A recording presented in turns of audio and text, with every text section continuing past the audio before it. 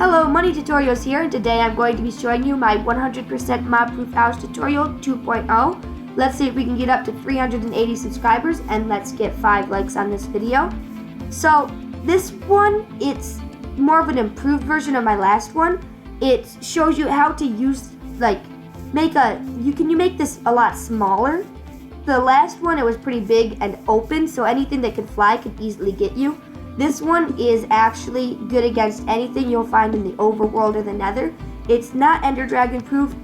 It could actually be ender dragon proof if instead of using stone, where I use stone, you just use end stone. But I didn't use end stone because that would be really ugly. But you could actually make it ender dragon proof. I don't get why you would have an ender dragon attacking it though. It doesn't need to be covered in lava like mine is.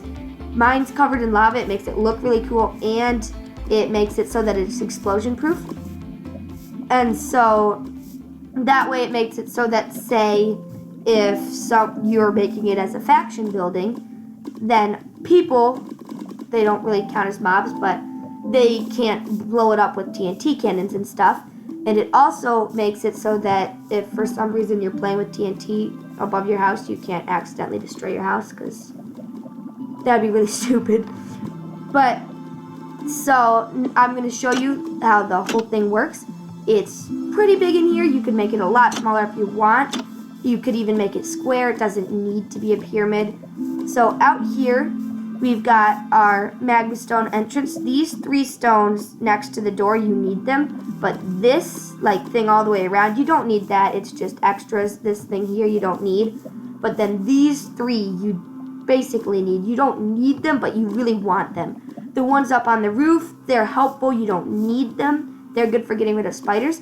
And what's cool about these doors, they look open, don't they? Well, actually, look at the bottom right. It says open false. That means that this door is actually closed. It's just sideways so that I can walk through it when it's closed. So mobs will register this door as closed. And here, I've got a 2 deep, 2 wide hole, which means that mobs can't get over that unless they're a spider. But spiders can't get through these doors. So I can go over it easily, but mobs cannot. So it's pretty cool. And I'm going to show you something cool about these doors. So where's chicken spawn egg? I think it's at the top. Yep, there it is. So it's chicken. You know with chickens, they'll go after seeds. They'll go after beet seeds. They'll go after watermelon seeds. They'll go after any seed, okay? So I'm just going to take normal plain old seeds. Got a chicken here. I'm going to take my seeds. Okay, so this chicken, he really wants to follow me and get my seeds. See this one here too? So they're coming after my seeds. They want to eat my seeds. I don't want them to eat my seeds. So what I'm going to do is I'm going to go inside. So now my chickens, they just come up against the door because they don't know that the door's open. They think that the door's closed. And so they just won't come after it. And they can't get inside. Pretty cool. Poor chickens, they're stuck. So the chickens, if I were to come out here though again, they're following me. I'll just throw away my seeds and spawn eggs. They're like, dude, you killed our seeds. So I'm going to go back over this and show you this here is where mobs will fall sometimes. You'll see when they fall. When I flip this lever, it actually opens it so that they'll fall down onto magma. So if you are wondering how I did that, I did it with redstone. Duh. So I'll show you how I made this work. So here I've got my pistons with the blocks. Right now they're pulled in. So here is where I've got my lever, this area here. And so when I flip my lever, it makes it so that this redstone torch either turns on or off. When the redstone torch is on, these are out.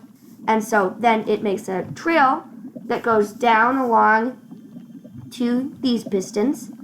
And so when I flip the lever here, it turns on all the pistons or turns off all the pistons. It's pretty neat.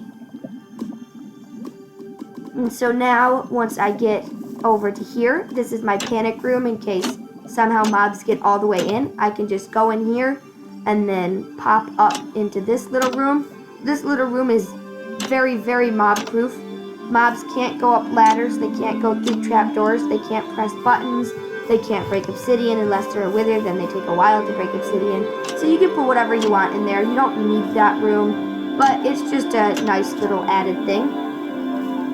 And so, as you can see, I've got plenty of lighting in here so mobs won't spawn inside my mob-proof house. That would be kind of, yeah, it's supposed to be mob-proof, not a mob-filled house. So, and now up here, I've got ladders up to this roof thing. This roof thing is completely optional. You don't need it. If you want your thing to be completely explosion-proof, then don't make this. Just cover the whole pyramid with lava. But this is just a cool little lookout spot in case you want to snipe. I've also gonna get a diamond sword here. No iron because diamond's a little bit too OP. I'll get some arrows and some armor too. Well, actually, no, I already have armor on. So now I'm gonna show you what I'm gonna be doing here. So I will go into creative mode because I still need steak. And now I'm going to go back into survival mode and show you, this thing's actually pretty cool because if you have an elytra, you can elytra off the top of here and go really, really far. I've gone off the top of here and gone like far enough I could just barely see the pyramid, but I'm not really going to try to do anything right now. I'm just using it to get out. So now I'm going to get a nice trail following me, lots of mobs chasing me after me. They want to eat me, get me. I don't get exactly why is it that the mobs want to kill you? Well, my theory is probably you killed their grandmother. So this Enderman here, he's pretty mad at me because the other day I killed his grandmother. So he's coming after me. All these mobs are angry at me. So now I'm just going to go in here. The mobs are like, crap, we can't get him anymore. This Enderman, he's just standing here. He can't do anything. Let's get these zombies after me again. I go inside and they just can't do anything. And so, as you can see here, the one zombie just pushed the other zombie through the door, not knowing that there was a door there that it could have, that it wasn't trying to do that, it did it on accident. So it pushed the zombie through the door, which is one of the dangers of this, which is why I have this trap door. You just cover the zombies and then they can't do anything to you. And now I'll just get these guys here. Oh, and if you don't know this, something cool about magma blocks is if you stand on them holding shift, you don't get damaged.